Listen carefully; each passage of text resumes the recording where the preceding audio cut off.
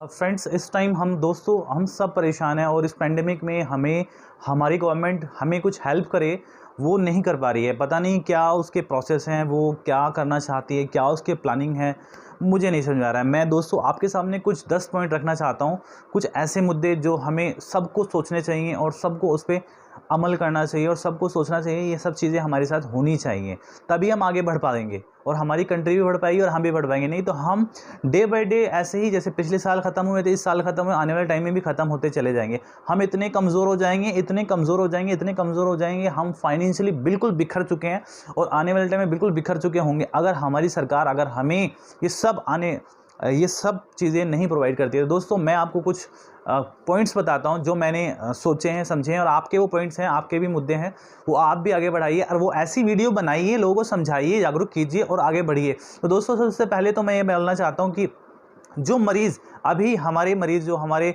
अड़ोसी पड़ोसी, हमारे भाई बहन या हमारे रिलेटिव्स जो लोग अभी मरे हैं कोरोना में या फिर किसी ऑक्सीजन की वजह से, ऑक्सीजन की कमी की वजह से, वो सरकार की जिम्मेदारी है कि उसको मुआवजा दे, उसको भत्ता दे। और दूसरा दोस्तों, जो ऑक्सीजन की प्लांट में लोगों ने मदद की है, जो लोग बाहर से जाकर ऑक्सीजन खरीद कर लोगों की मदद करी है, उनको वो हमारी सरकार सर्टिफिकेट बांटे, ना कि उन्हें जेल में डाले या कुछ और चीज़ें करे, ना कि आपकी नाकामी ना छुपाए। और तीसरा दोस्तों, जो जितने भी हमारे आसपास बेरोज़गार युवाओं को सरकार भत्ता दे। जो बेरोज़गार हमारे आसपास है, इवन आप हो सकते हैं या मैं हूँ या फिर कोई भी है जो बेरोज़गार है, उसे बेरोज़गारी भत्ता दे।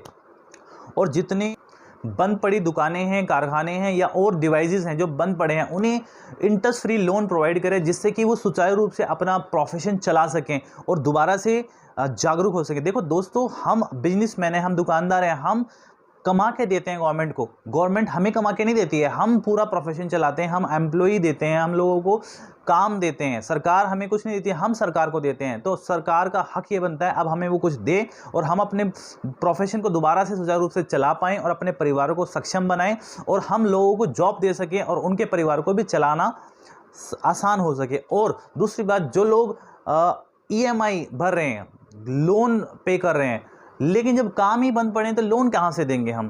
तो हमारी सरकार से ये गुजारिश है कि हमें वो लोन पे जो EMI है या तो कुछ टाइम के लिए रुकवाई जाए या कुछ टाइम के लिए कुछ ऐसा प्रोसेस लाया जाए जिससे हमें तकलीफ ना हो। हमारे काम भी बंद पड़े हैं और हमारे खर्चे अभी भी चालू हैं, इनकम आने रही है, खर्चे चालू हैं। तीसरा दोस्तों, जितने भी टैक्स पे जितने भी लोग हैं हमारे समाज में, मैं हूँ, आप हैं या जो भी लोग हैं, जितने भी टैक्स पे ही लोग हैं, उन्हें टैक्स पे करते हैं हम लोग।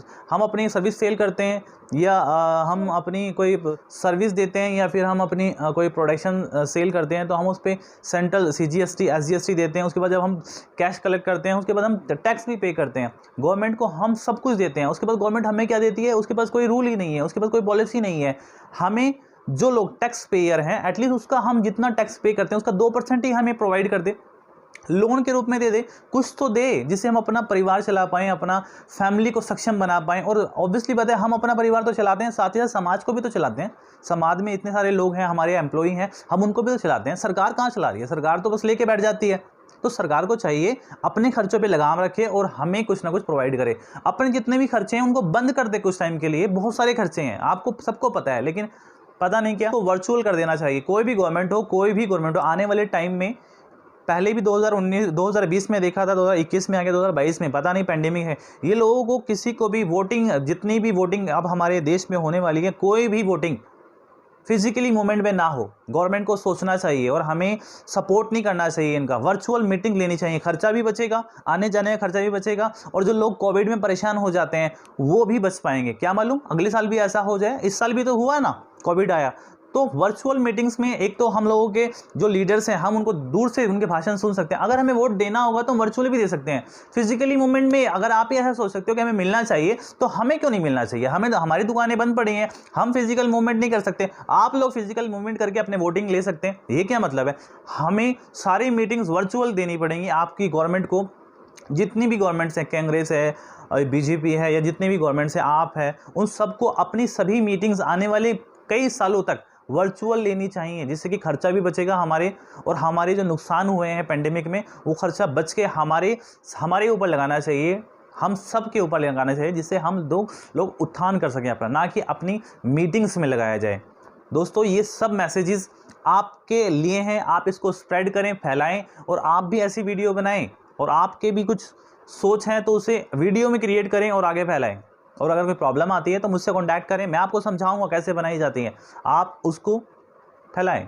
Thank you.